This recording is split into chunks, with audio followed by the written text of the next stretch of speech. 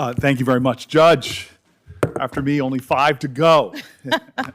But sit back for a second, because I don't have questions right away. I actually have a number of things I just want to say, because this has been not a surprise, given the history that we all know, not a surprise, but perhaps a little bit of a disappointment, some of the things that have been said in this hearing.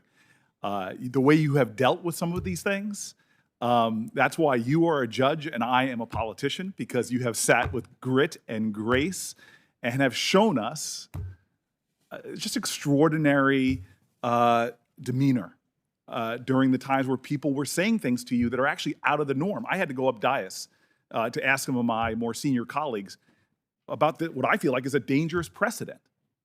People are taking 1,000 cases you've been over, is that right? I'm sorry, I said you wouldn't ask you questions, but just give me a... Something like that. Something like that. And from what I understand is that these cases often take days, weeks, sometimes months, right?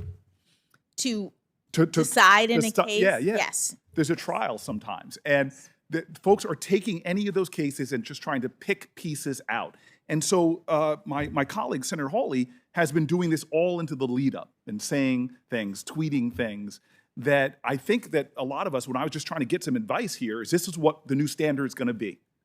That any judge coming before us that has ever chosen outside of the sentencing guidelines, below the sentencing guidelines, we're creating this environment now where I could make myself the hero of people who have been victims of some horrible crime and suddenly put whatever judge I want on the defensive by trying to drag out little bits when they have no context to the case. None of the facts. They're seeking to exploit the complexities of a criminal justice system, the reason why we have a third branch of government. I feel bad that there was a judge mentioned by name in this hearing that's from Senator Hawley's state.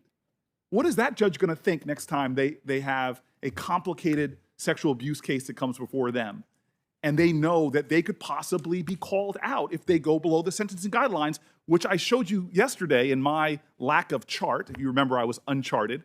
But that you are deciding completely in the norm. 70+% in many states of people are doing just like you did. But I'm a Democratic senator. I've never quoted from this very well-respected conservative periodical. This is the National Review. Very well-respected. They're not necessarily something I agree with all the time. But here's what the National Review, this is the title. Senator Hawley's disingenuous attack against Judge Jackson's record on child pornography. I'll just read the first paragraph. I would oppose Judge Ketanji Brown Jackson because of her judicial philosophy for the reasons I outlined last week. I addressed that in a separate post. For now, I want to discuss the claim by Senator Josh Hawley that Judge Jackson is appallingly soft on child pornography offenders. This is the kicker here. The allegations appear meritless to the point of demagoguery.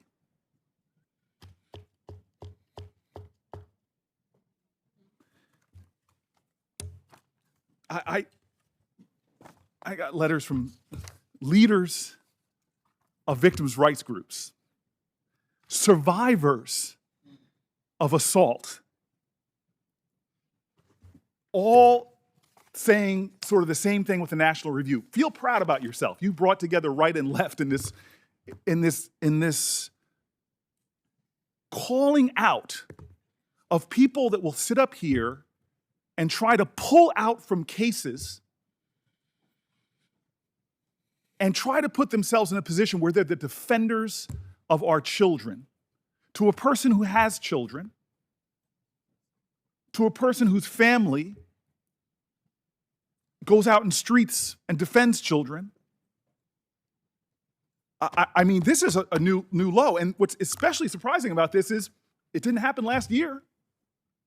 You were put on a court that I'm told is considered like the second most powerful court in our land. And you were passed with bipartisan support. Nobody brought it up then. Did they not do their homework? Were they lax? Did they make a mistake? I wonder, as they ask you the question, do you regret? I wonder if they regret that they didn't bring that out. No. Why? Because it was an allegation that is meritless to the point of demagoguery. You are, I don't mean this in any way, because if anybody called me average, I would be upset, but you are a mainstream judge. Your sentencing, I've looked at the data, falls in the mainstream on everything from child sexual assault to all the other issues that people are trying to bring up. Some of these things that are being cast at you, that you called George Bush a war criminal, come on, that is painful.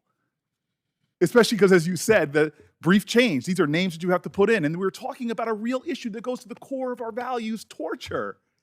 Barack Obama was named once Bush left office. There is an absurdity to this that is, it is almost comical if it was not so dangerous.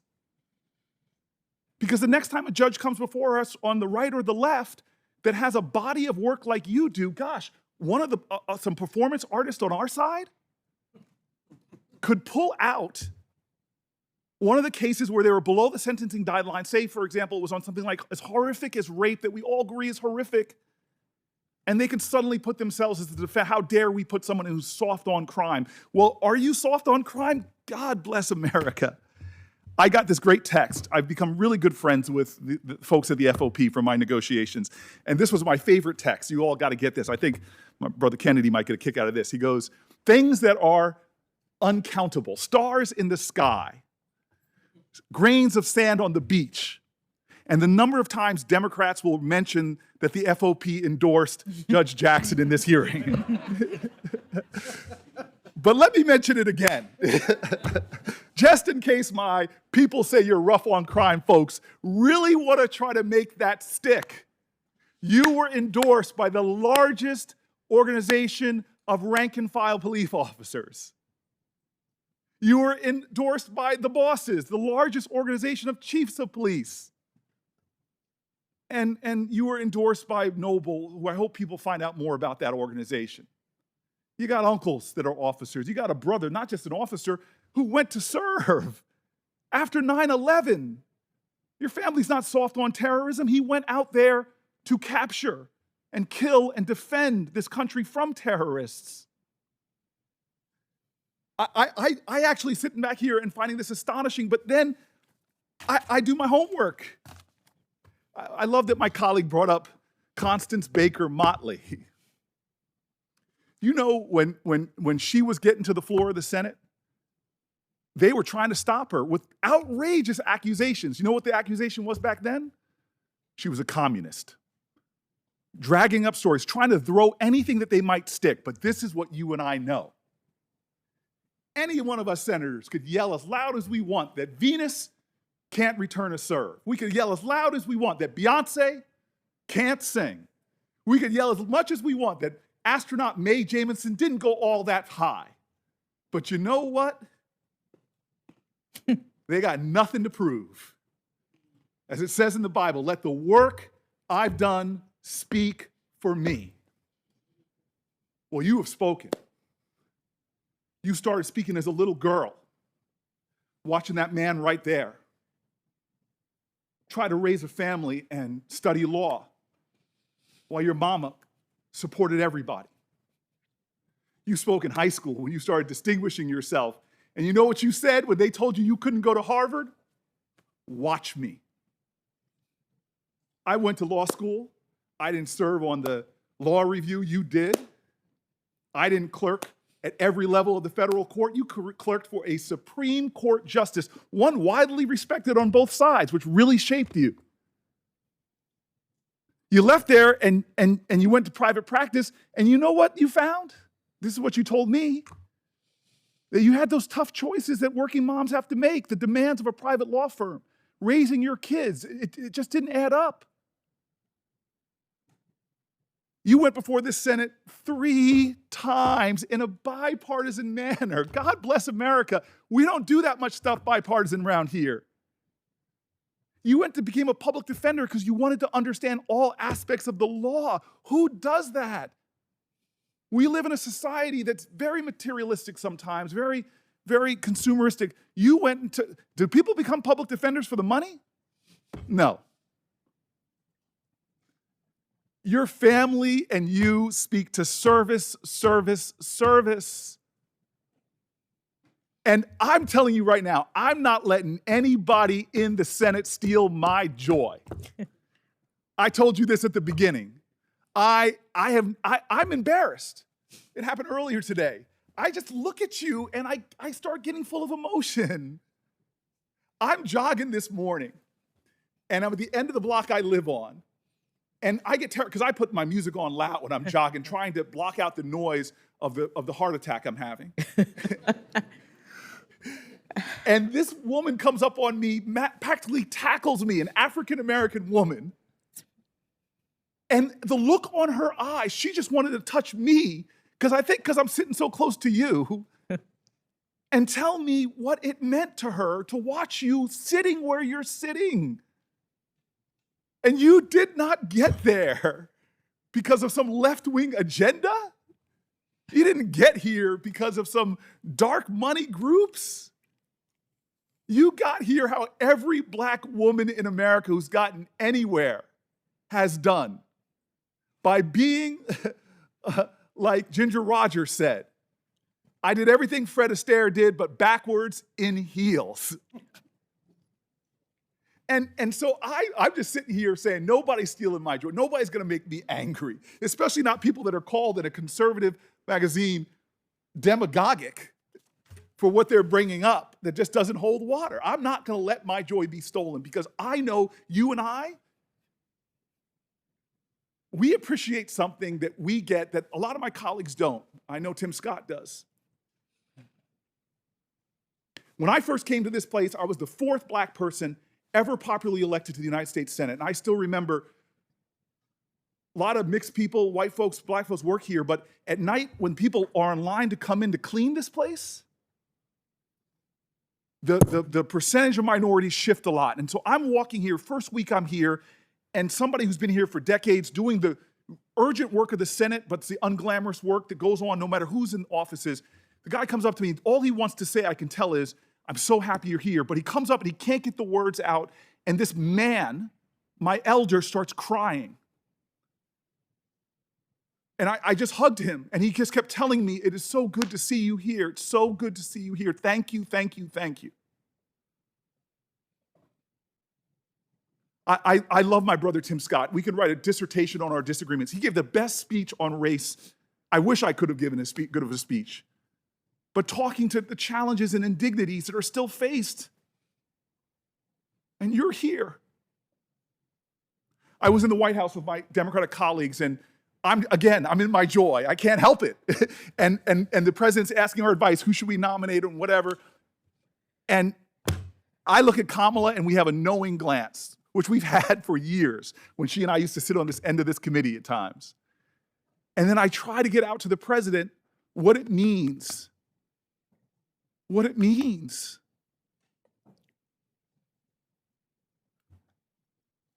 And I want to tell you, when I look at you, this is why I get emotional.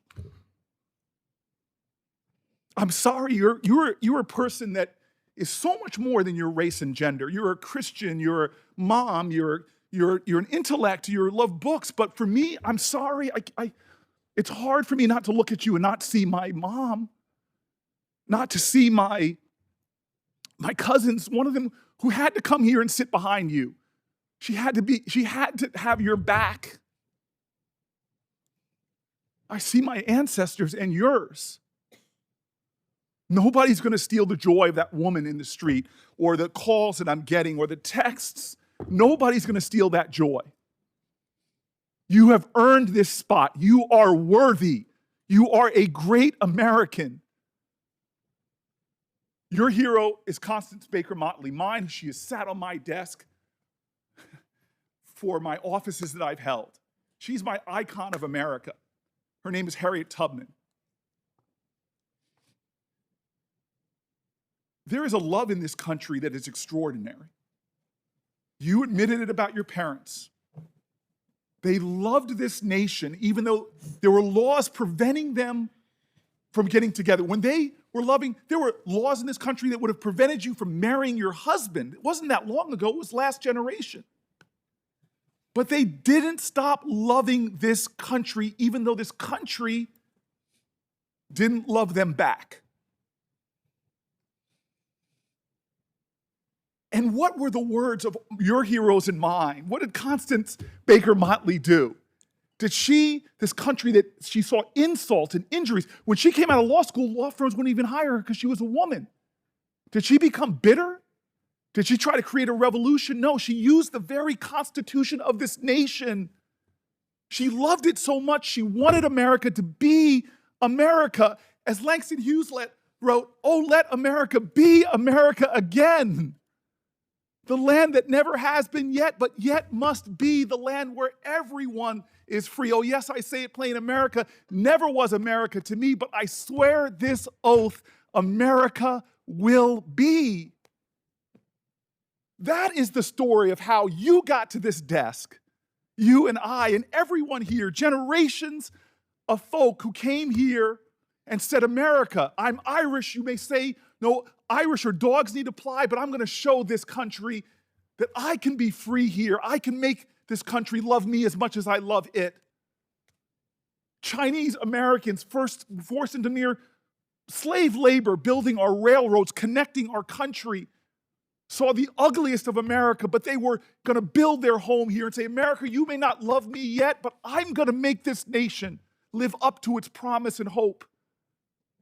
LGBTQ Americans, from Stonewall women to Seneca, hidden figures who didn't even get their play until some Hollywood movie finally talked about them and how they were critical for us defying gravity. All of these people loved America. And so you faced insults here that were shocking to me. Well, actually not shocking. But you are here because of that kind of love. And nobody's taken this away from me. So you got 5 more folk to go through. 5 more of us. And then you can sit back and let us have all the debates. And I'm going to tell you, it's going to be a well-charted Senate floor because it's not going to stop. They're going to accuse you of this and that. Heck, in honor of your person who shares your birthday, you might be called a communist. But don't worry, my sister. Don't worry. God has got you. And how do I know that? Because you're here. And I know what it's taken for you to sit in that seat. Harriet Tubman is one of my heroes because the more I read about this person, the more, she was viciously beaten. For her whole life, she used to fall into spells, cracked skull. She faced starvation, chased by dogs. And when she got to freedom, what did she do? Did she rest? No, she went back. Again and again and again. The sky was full of stars. But she found one that was a harbinger of hope for better days, not just for her and those people that were enslaved, but a harbinger of hope for this country. And she never gave up on America. She fought led troops in the Civil War. She was involved in the suffrage movement. And as I came back from my run, after being near assaulted by someone on the street, I thought about her and how she looked up. She kept looking up. No matter what they did to her, she never stopped looking up. And that star, it was a harbinger of hope. Today, you're my star. You are my harbinger of hope. This country is getting better and better and better. And when that final vote happens and you ascend onto the highest court in the land, I'm going to rejoice. And I'm going to tell you right now, the greatest country in the world, the United States of America, will be better because of you. Thank you.